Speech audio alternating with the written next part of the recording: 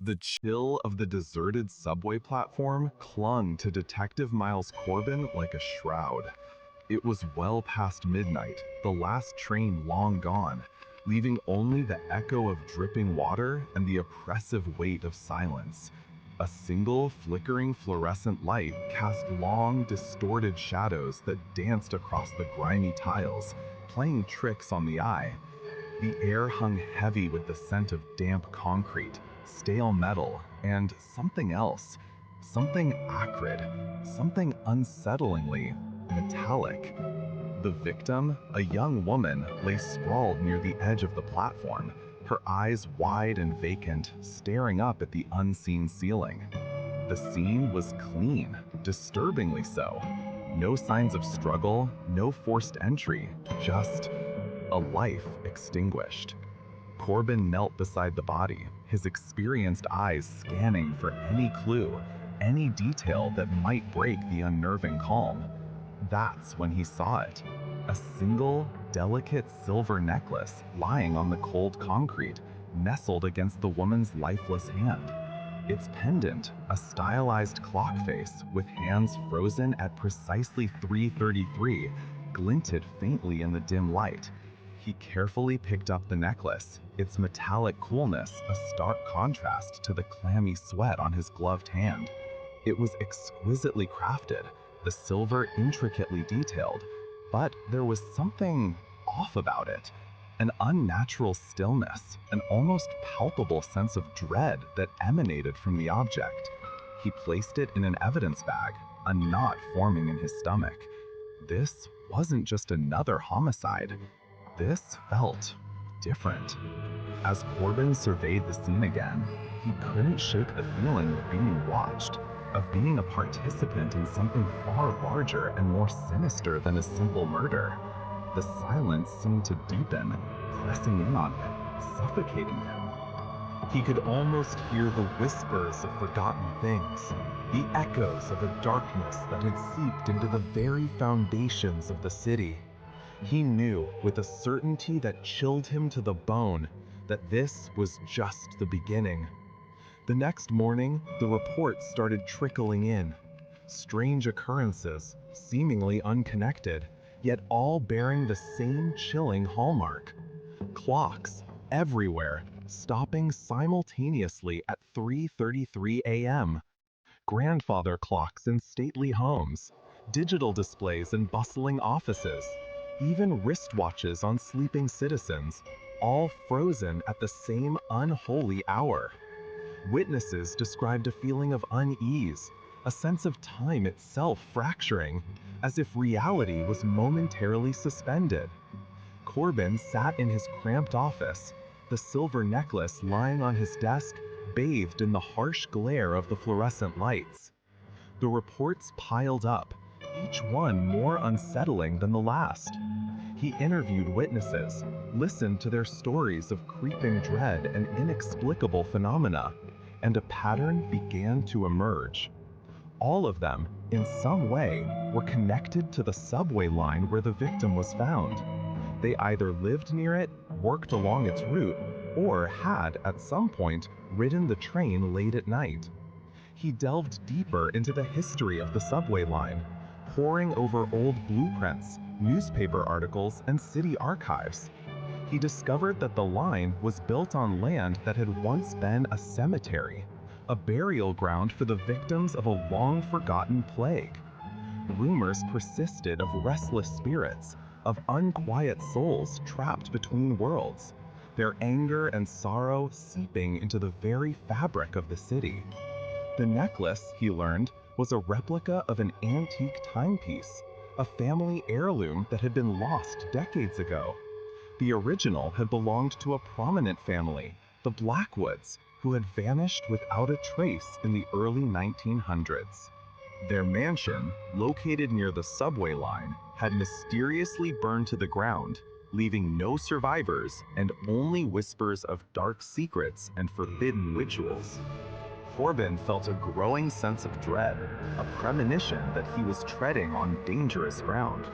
The more he uncovered, the more he realized that this wasn't just a murder investigation. This was something far more ancient, something far more sinister. He was caught in a web of secrets, a labyrinth of lies and deceit that stretched back into the darkest corners of the city's past. He visited the site of the Blackwood Mansion, now just a vacant lot overgrown with weeds and forgotten memories. The air hung heavy with a palpable sense of sorrow, a lingering echo of tragedy. As he walked through the ruins, he felt a presence, a cold, malevolent energy that seemed to seep from the very earth.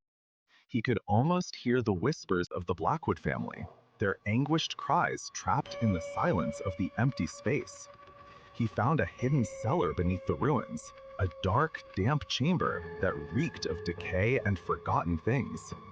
In the center of the cellar, he discovered a stone altar, stained with what appeared to be dried blood. Strange symbols were etched into the stone, symbols that he recognized from his research as belonging to a forgotten cult, a group of individuals who practiced dark magic and worshipped ancient, malevolent deities.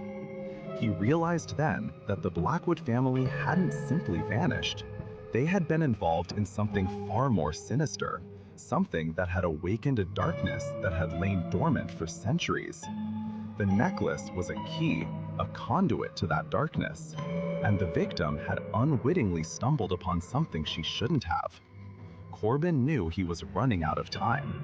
The clocks were still stopping, the strange occurrences were escalating, and the darkness was growing stronger. He had to find a way to stop it, to sever the connection between the past and the present before it consumed the entire city. He returned to the subway platform, drawn back to the scene of the crime by an unseen force. He stood at the edge of the platform, staring into the darkness of the tunnel, feeling the weight of the city's history pressing down on him. He closed his eyes, trying to focus, trying to understand what he needed to do. He saw her then, a spectral figure standing on the tracks, her eyes glowing with an unearthly light. It was the victim, her spirit, trapped between worlds, unable to find peace. She pointed to a section of the tunnel wall, a seemingly insignificant crack in the concrete. Corbin followed her gaze and saw it, a hidden passage concealed behind the crumbling wall. He pried open the passage and stepped inside, descending into the darkness below. The air grew colder, the silence deeper, as he made his way through the narrow tunnel. He emerged into a vast underground chamber, a hidden sanctuary where the Blackwood family had practiced their dark rituals. In the center of the chamber, he saw it, the original Blackwood clock, a massive grandfather clock that radiated an unholy power. Its hands were frozen at 3:33, and its pendulum swung with a slow, deliberate rhythm, resonating with the heartbeat of the city. He knew what he had to do. He had to destroy the clock, to break the connection between the past and the present, to silence the darkness once and for all. He raised his weapon, his hand trembling, and fired. The bullet shattered the clock face, the glass splintering into a million pieces.